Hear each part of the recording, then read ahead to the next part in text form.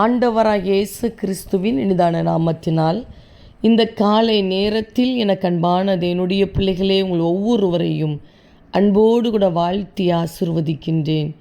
எனக்கு அன்பானது என்னுடைய பிள்ளைகளே, இந்த காலை நேரத்திலும் கூட ஏதோ ஒரு காரியத்தை குறித்த கவலை உங்களை வாட்டி வதைத்து கொண்டு இருக்கிறதா? உங்களை பார்த்துதான் சர்வ வல்லமையுள்ள தேவன் சொல்லுகின்றார், மகனே மகளே கவலைப்படாதிருங்கள் என்று சொல்லி. அன்பு சகோதரனே, அன்பு சகோதரியே, எந்த காரியத்தின் நிமித்தமாய் உங்களுடைய இருதயம் கவலைப்பட்டு கொண்டிருக்கிறதோ அந்த காரியத்தை இந்த காலை நேரத்தில் ஆண்டவருடைய அன்பின் கரத்துக்குள் ஒப்பு கொடுத்து விடுங்கள். நிச்சயமாய் அவர் உங்களுடைய கவலையை மாற்றி அற்புதத்தை காணச் செய்வார். தகப்பனே, இந்த காலை நேரத்தில் உம்முடைய பிள்ளைகள் ஒவ்வொருவரையும் மனதார் ஆசிர்வதித்து ஜெபிக்கிறேன். அப்பா, நீர் எவ்வளவு நல்லவர், உங்கள் அன்பு எவ்வளவு விலையேறப்பட்டது அப்பா, கவலைப்படாதிருங்கள் என்று சொல்லி இதோ உம்முடைய பிள்ளைகளுடைய வாழ்க்கையை கர்த்தர் ஆசிர்வதித்து கனப்படுத்த விரும்புகிறீர். அதற்காக உமக்கு ஸ்தோத்திரம். இந்த நாள் உம்முடைய நாமத்தினால் ஆசிர்வதிக்கப்பட்ட ஒரு நாளாய் ஜெயத்தினாலாய் இருக்கட்டும் அப்பா.